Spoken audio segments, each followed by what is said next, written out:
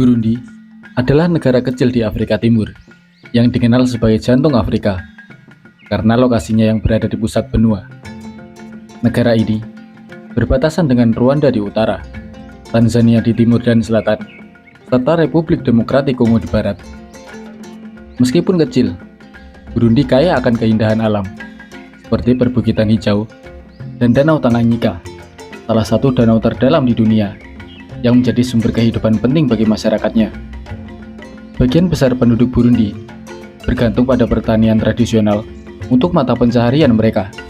Namun, negara ini menghadapi berbagai tantangan, termasuk konflik politik, ekonomi yang lemah, dan usaha membangun perdamaian. Di tengah tantangan ini, budaya Burundi tetap menjadi salah satu kebanggaannya. Tarian tradisional, seperti Burundi Drummers, serta nilai-nilai komunitas yang kuat, menunjukkan kekayaan warisan budaya negara ini. Dalam beberapa dekade terakhir, Burundi terus berjuang menuju kestabilan dan kemajuan. Negara ini mencerminkan perpaduan antara keindahan Afrika yang memukau dan semangat masyarakat yang tangguh. Meski kerap menghadapi hambatan besar, Burundi adalah simbol harapan, ketahanan, dan tekad untuk masa depan yang lebih baik.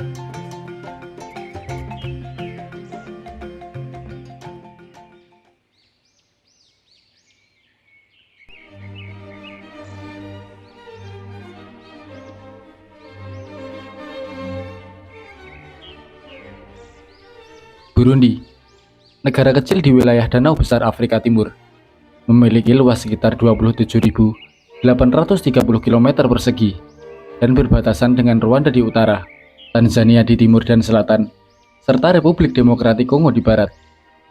Danau Tanganyika, salah satu danau terdalam di dunia, menjadi batas barat daya negara ini. Geografi Burundi terdiri dari 4 wilayah utama. Dataran tinggi tengah yang berada di jantung negara memiliki ketinggian rata-rata 1.700 meter dan berfungsi sebagai daerah aliran sungai utama, termasuk Sungai Ruvieronza yang sering dianggap sebagai salah satu sumber Sungai Nil.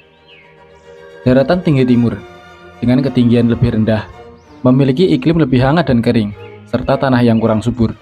Dataran tinggi utara yang lebih bergunung-gunung menjadi lokasi Taman Nasional Kibera yang kaya akan hutan hujan pegunungan dan berbagai spesies satwa liar, termasuk primata. Lembah Rift Barat, bagian dari sistem Rift Afrika Timur, meliputi Danau Tanganyika dan dikelilingi oleh gunung-gunung tinggi yang mencapai lebih dari 2.440 meter, menciptakan lanskap yang menakjubkan. Beberapa sungai penting mengalir melalui Burundi, termasuk Sungai Ruvubu, sungai terpanjang di negara ini, yang bermuara ke Tanzania, dan Sungai Kagera, yang menjadi bagian hulu Sungai Nil. Sungai Malagarasi, sungai terpanjang yang mengalir ke Danau Tanganyika, juga menjadi salah satu elemen penting dari jaringan perairan di negara ini. Ketinggian rata-rata Burundi yang tinggi membuat iklim Burundi umumnya sejuk. Meskipun berada di dekat dengan Khatulistiwa, iklimnya bervariasi dari panas di lembah Rift hingga sejuk di dataran tinggi bagian tengah dan utara. Keanekaragaman geografis dan ekosistemnya menjadikan Burundi unik serta kaya akan potensi keindahan alam dan ekologi. Burundi pada dasarnya adalah masyarakat pedesaan, dengan hanya 13,4% penduduknya yang tinggal di daerah perkotaan pada tahun 2019. Burundi berpenduduk padat, dan banyak anak muda yang bermigrasi untuk mencari peluang di tempat lain.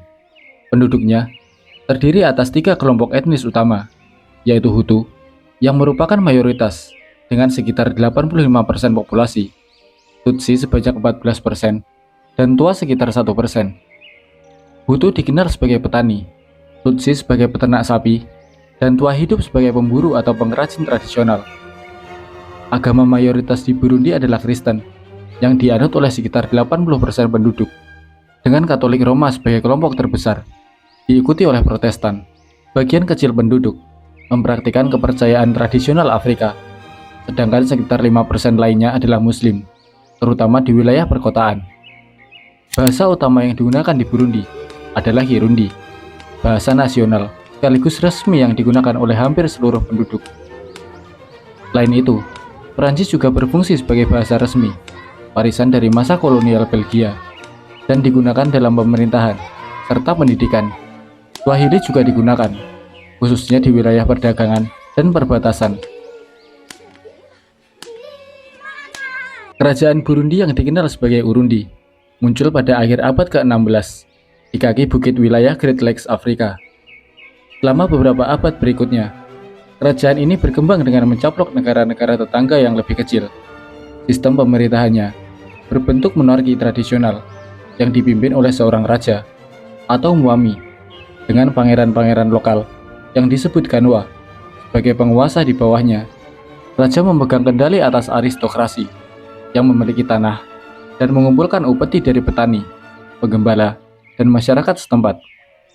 Pada pertengahan abad ke-18, keluarga kerajaan Tutsi mengkonsolidasi kekuasaan mereka melalui pengembangan Ubugabire, sebuah hubungan peraton klien, di mana rakyat menerima perlindungan kerajaan sebagai imbalan atas upeti dan akses tanah.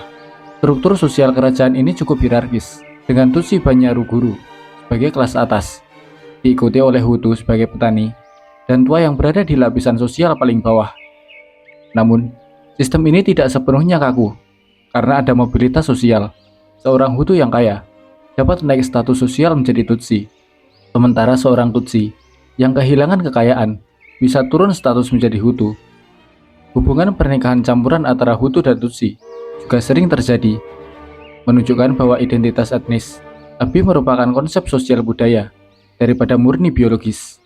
Politik kerajaan seringkali ditandai dengan persaingan kekuasaan dan perebutan suksesi di antara pewaris tahta, di mana ikatan regional sering menjadi faktor penentu daripada etnisitas, dengan struktur pemerintahan yang menggabungkan otoritas politik hierarkis dan ekonomi berbasis upeti.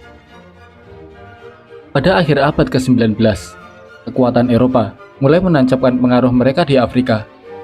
Burundi bersama dengan Rwanda, yang saat itu merupakan wilayah terpisah, berada di bawah pengaruh Jerman. Setelah Konferensi Berlin 1884 sampai 1885 yang membagi wilayah Afrika antara negara-negara Eropa, Burundi masuk ke dalam wilayah yang dikuasai oleh Jerman Timur Afrika. Pada periode ini, Jerman lebih fokus pada pengelolaan ekonomi dan eksploitasi sumber daya alam daripada masalah sosial atau politik lokal.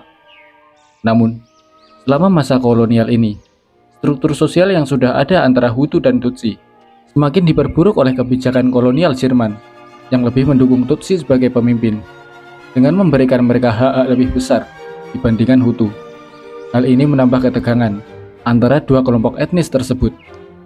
Pada tahun 1916, selama Perang Dunia Pertama, Belgia merebut wilayah Burundi dari tangan Jerman. Setelah perang berakhir, Burundi dan Rwanda menjadi bagian dari mandat Belgia yang dikelola oleh Liga Bangsa-Bangsa, yang kemudian diteruskan oleh PBB setelah Perang Dunia Kedua. Di bawah pemerintahan Belgia, kebijakan kolonial semakin memperburuk ketegangan etnis. Belgia lebih lanjut memperkuat dominasi Tutsi dengan memberi mereka posisi-posisi penting dalam administrasi kolonial dan sistem pendidikan. Sementara Hutu semakin terpinggirkan.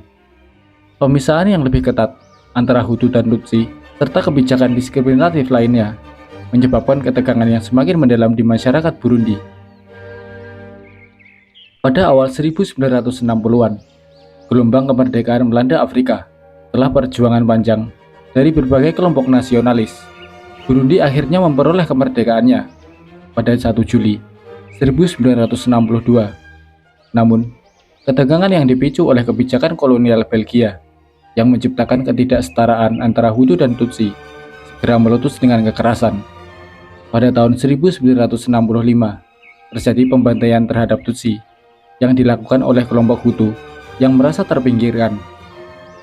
Ketegangan ini semakin memuncak pada tahun 1972 ketika terjadi pembantaian besar-besaran terhadap Hutu oleh militer yang didominasi oleh Tutsi. Peristiwa ini dikenal dengan pembantaian 1972 yang menyebabkan puluhan ribu orang tewas dan memperburuk hubungan antara kedua kelompok etnis. Setelah kemerdekaan, Burundi mengalami periode ketidakstabilan politik yang parah. Meskipun sudah merdeka, konflik etnis antara Hutu dan Tutsi terus berlanjut. Pada 1970-an dan 1980-an, pemerintahan Burundi didominasi oleh Tutsi yang menyebabkan ketegangan dengan Hutu yang merasa terabaikan dan tertindas. Pada tahun 1993, Sebuah kemajuan demokratis tercapai dengan pemilu yang menghasilkan presiden dari suku Hutu, Melchior Ndadaye. Namun, ketegangan etnis yang mendalam tidak bisa terhindarkan. Pada tahun yang sama, Ndadaye dibunuh dalam sebuah kudeta yang dilakukan oleh kelompok Tutsi. Pembunuhan ini memicu serangkaian kekerasan yang dikenal dengan nama genosida Burundi, yang menyebabkan ribuan orang tewas. Kekerasan antara Hutu dan Tutsi di Burundi mencapai puncaknya pada 1990-an dengan meletusnya Perang Saudara Burundi. Konflik ini berlangsung selama lebih dari 1 dekade dengan banyak korban jiwa dan pengungsi. Banyak upaya perdamaian dilakukan, dan pada tahun 2000, perjanjian damai yang dikenal dengan Perjanjian Arusha akhirnya disepakati, yang membawa perdamaian sementara di negara itu. Pada 2005, Burundi mengadakan pemilihan umum yang menghasilkan transisi politik menuju pemerintah demokratis. Meskipun konflik etnis dan masalah politik tetap menjadi tantangan besar bagi negara tersebut. Setelah lebih dari 4 dekade konflik dan ketegangan etnis, Burundi akhirnya mengalami transisi politik yang lebih damai pada awal 2000-an.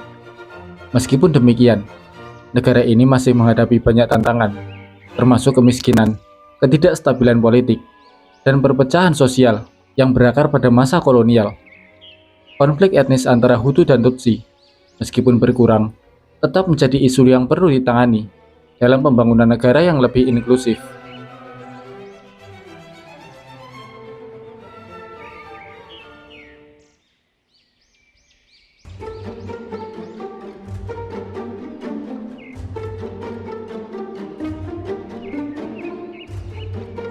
Kehidupan sehari-hari di Burundi umumnya sederhana.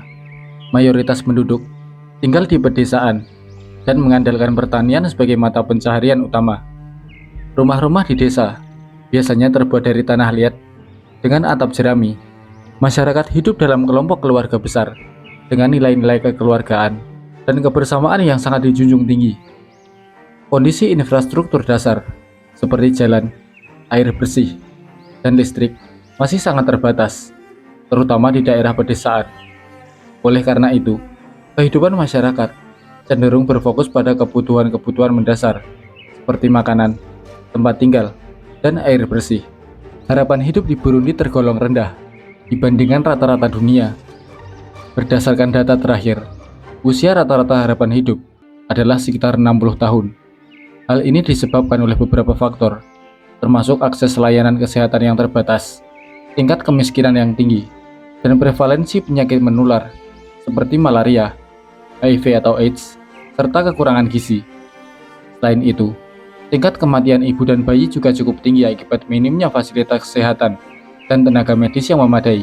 Kondisi sanitasi yang buruk dan kurangnya edukasi kesehatan menjadi masalah yang terus diperjuangkan oleh pemerintah dan lembaga internasional. Dalam budaya Burundi, memiliki banyak anak adalah hal yang sangat dihargai. Anak-anak dianggap sebagai berkah dari Tuhan dan aset keluarga yang penting. Di masyarakat pedesaan, anak-anak membantu pekerjaan rumah tangga dan pertanian sejak usia dini, yang membuat mereka dianggap sebagai tulang punggung ekonomi keluarga. Banyaknya anak juga sering dipandang sebagai jaminan sosial bagi orang tua di masa tua. Faktor budaya dan religius ini membuat tingkat kelahiran di Burundi termasuk yang tertinggi di dunia. Namun, jumlah anak yang banyak juga memberikan tekanan ekonomi, terutama bagi keluarga yang hidup dalam kemiskinan. Bagian besar penduduk Burundi bekerja di sektor pertanian yang menyumbang sekitar 90% lapangan kerja di negara ini. Pertanian di Burundi bersifat subsisten, artinya hasil panen digunakan untuk memenuhi kebutuhan keluarga sehari-hari dengan surplus kecil yang dijual di pasar lokal. Namun, sektor pertanian dihadapkan pada berbagai tantangan, termasuk lahan yang semakin sempit akibat pertumbuhan penduduk, praktik pertanian tradisional yang kurang efisien, dan dampak perubahan iklim. Selain bertani, sebagian kecil masyarakat bekerja di sektor informal, seperti perdagangan kecil, kerajinan tangan, dan pekerjaan kasar di perkotaan.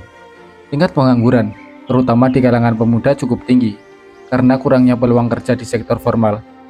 Hal ini menciptakan masalah sosial yang kompleks, termasuk meningkatnya migrasi ke negara tetangga untuk mencari pekerjaan. Pendidikan di Burundi mengalami kemajuan dalam beberapa tahun terakhir, terutama setelah pemerintah menerapkan kebijakan pendidikan dasar gratis dan wajib. Namun, tantangan besar masih membayangi sektor ini. Angka partisipasi pendidikan dasar cukup tinggi, tapi banyak anak putus sekolah sebelum menyelesaikan pendidikan menengah. Kemiskinan adalah salah satu alasan utama anak-anak berhenti sekolah. Banyak keluarga yang tidak mampu memberi seragam, buku, atau alat tulis, meskipun pendidikan dasarnya gratis. Selain itu, anak-anak di pedesaan seringkali harus membantu pekerjaan keluarga, sehingga waktu untuk belajar menjadi terbatas. Pendidikan menengah dan tinggi hanya dapat diakses oleh sebagian kecil penduduk karena biaya yang tinggi dan kurangnya institusi pendidikan yang memadai. Kualitas pendidikan juga menjadi perhatian, dengan kekurangan guru berkualifikasi dan fasilitas yang layak di banyak sekolahan.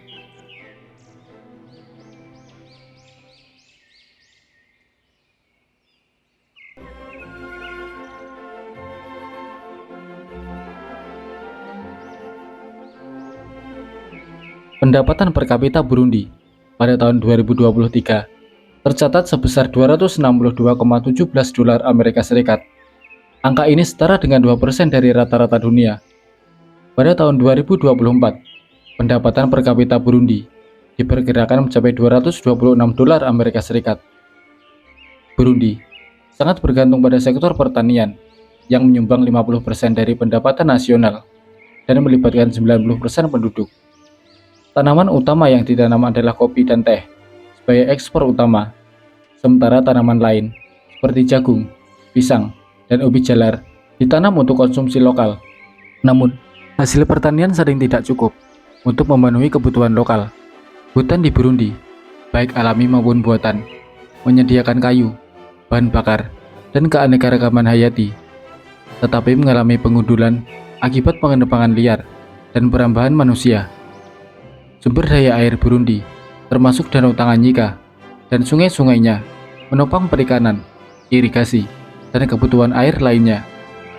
Negara ini juga memiliki sumber daya alam lain, seperti gambut, nikel, dan emas.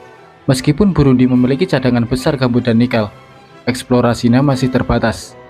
Emas menjadi komoditas mineral utama, menyumbang hingga 90% dari pendapatan eksplorasi mineral pada puncaknya. Namun, eksplorasi sumber daya ini sering terganggu oleh fluktuasi pasar dan kurangnya investasi. Kemiskinan di Burundi disebabkan oleh berbagai faktor. Salah satunya adalah ketergantungan pada sektor pertanian tradisional. Sekitar 90% masyarakat Burundi bekerja di bidang pertanian yang masih bergantung pada cuaca dan minim teknologi modern. Infrastruktur irigasi yang buruk, serta kurangnya akses terhadap pupuk dan alat modern membuat hasil panen seringkali tidak mencukupi. Selain itu, konflik politik dan keamanan yang berkepanjangan turut menghancurkan infrastruktur dan menghambat masuknya investasi asing. Faktor lain adalah rendahnya tingkat pendidikan. Banyak anak tidak bisa menyelesaikan sekolah dasar karena kemiskinan, sehingga sulit mendapatkan pekerjaan di luar sektor informal. Minimnya teknologi berdampak besar pada berbagai aspek kehidupan di Burundi. Dalam bidang kesehatan, banyak fasilitas tidak memiliki peralatan modern, sehingga diagnosis dan pengobatan penyakit menjadi tidak efektif. Dalam ekonomi, keterbatasan teknologi membuat para pengusaha kecil sulit mengembangkan bisnis dan meningkatkan produktivitas.